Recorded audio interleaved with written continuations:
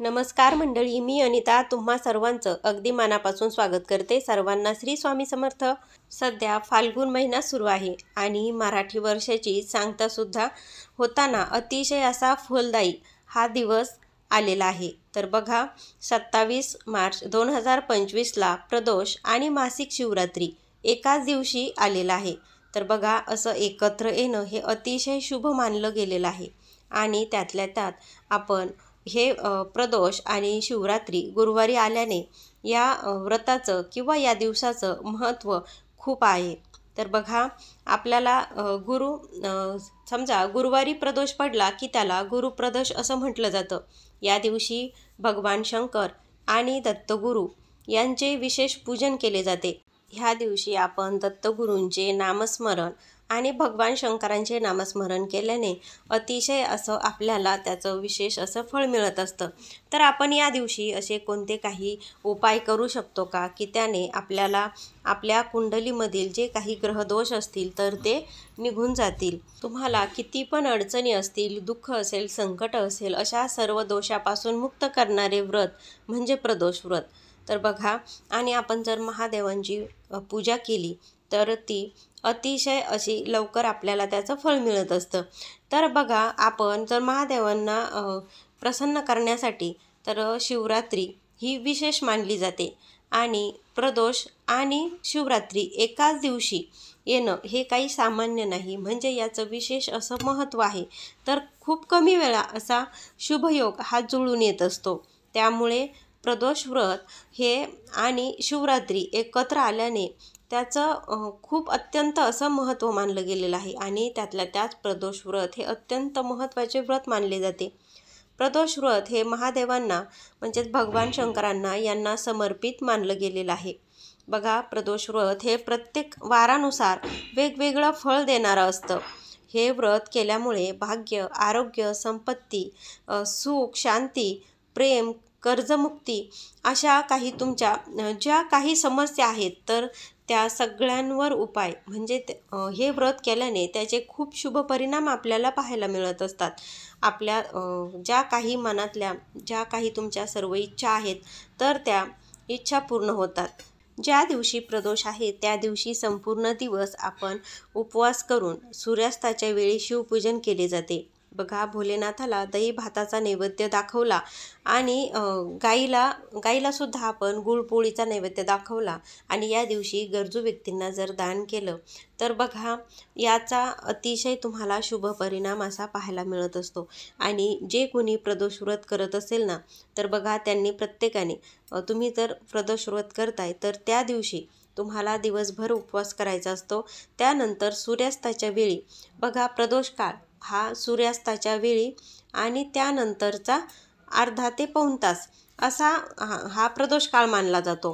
तर आपल्याला या टायमामध्ये आपल्याला भगवान भोलेनाथांची पूजा करायची असते।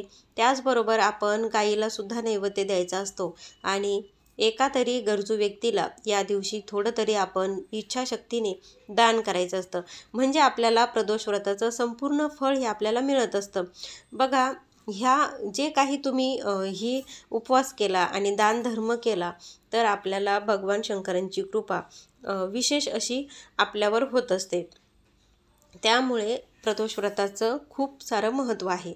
तर बघा, आपण या दिवशी महादेव शंकरांसोबतच आपल्या दत्तगुरूंचे, स्वामींचे विशेष पूजन करणेसुद्धा त्यालासुद्धा खूप महत्त्व आहे। त्यांचं नामस्मरण करणं, मंत्र जप करणं हे शुभ मानलं गेलेलं आहे। दत्तगुरूंशी संबंधित श्लोक, स्तोत्रे तुम्ही म्हटलं पाहिजे। बघा, किमान 108 वेळा जरी तुम्ही हा मंत्र जपायला पाहिजे। तर बघा, तुम्ही जे पण तुम्ही ज्यांना गुरु मानता किंवा तुम्ही आपल्या स्वामींना गुरु मानता तर आपल्या स्वामींचा सुद्धा तुम्ही किमान एक माळ, बघा एका माळेमध्ये 108 मणी असतात, तर किमान तुम्ही एक माळ असा तुम्हाला श्री स्वामी समर्थ हा मंत्र जप करायचा आहे।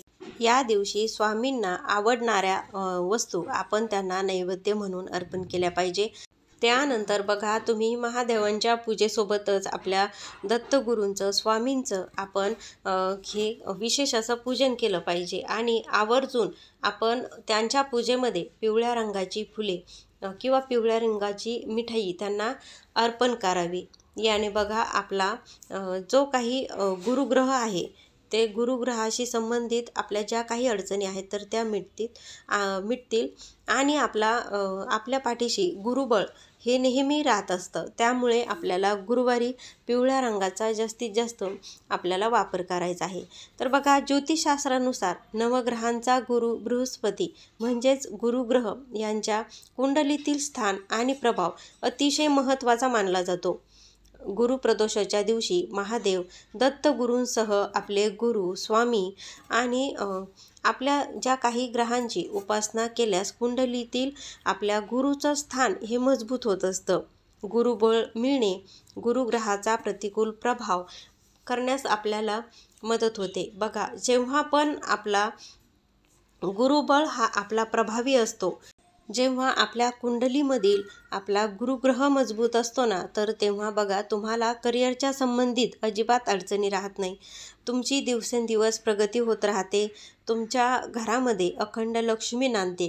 तर तेव्हा आपल्याला आपला गुरुग्रह मजबूत करणं हा अतिशय महत्त्वाचा आहे। तर बघा ज्यांचा पण गुरुग्रह मजबूत असतो ना, तर अशांना कधीच दारिद्र्य येत नाही।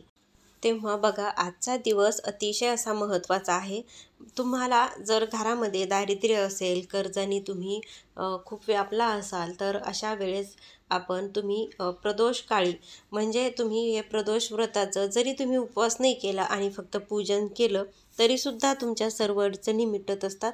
तर आपल्याला या दिवशी आपण काय उपाय करू शकतो हे मी तुम्हाला थोडक्यात सांगते। तर बघा जेव्हा आपल्याला गुरुप्रदोषच्या दिवशी आपल्याला पूजेनंतर आपण गरजू व्यक्तींना पांढऱ्या रंगाचं वस्त्रदान करावं। यामुळे बघा करिअरमध्ये प्रगती होते आणि चंद्रदोषसुद्धा आपला दूर होतो।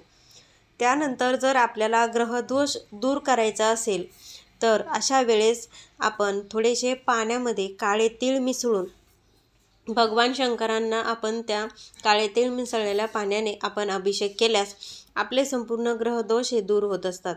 त्यानंतर बघा तुम्ही जेव्हा पण प्रदोष असेल तेव्हा तुम्ही बेलाच्या झाडाखाली तुम्हाला एक शुद्ध तुपाचा दिवासुद्धा प्रज्वलित करायचा आहे। असं तुम्ही 3-4 जरी प्रदोष केलं तर तुम्हाला नक्कीच फरक जाणवेल। असं तर तुम्ही 12 प्रदोष हा उपाय करायला पाहिजे, पण तुम्हाला त्याचं फळ म्हणजे आपण त्याचा जो परिणाम आहे तर हा तुम्हाला 3-4 प्रदोषामध्येच तुम्हाला दिसून येईल। तर व्हिडिओ मी इथेच थांबवते। जर तुम्हाला व्हिडिओ आवडला तर व्हिडिओला लाईक करा, जास्तीत जास्त लोकांपर्यंत ही माहिती शेअर करायला विसरू नका आणि अजूनपर्यंत तुम्ही जर चॅनलला सबस्क्राईब केलं नसेल तर चॅनलला जरूर सबस्क्राईब करा। भेटूया पुन्हा अशाच एका नवीन माहितीसोबत। तोपर्यंत सर्वांना श्री स्वामी समर्थ। तुम्ही शेवटपर्यंत व्हिडिओ पाहिल्याबद्दल तुमचे मनापासून धन्यवाद।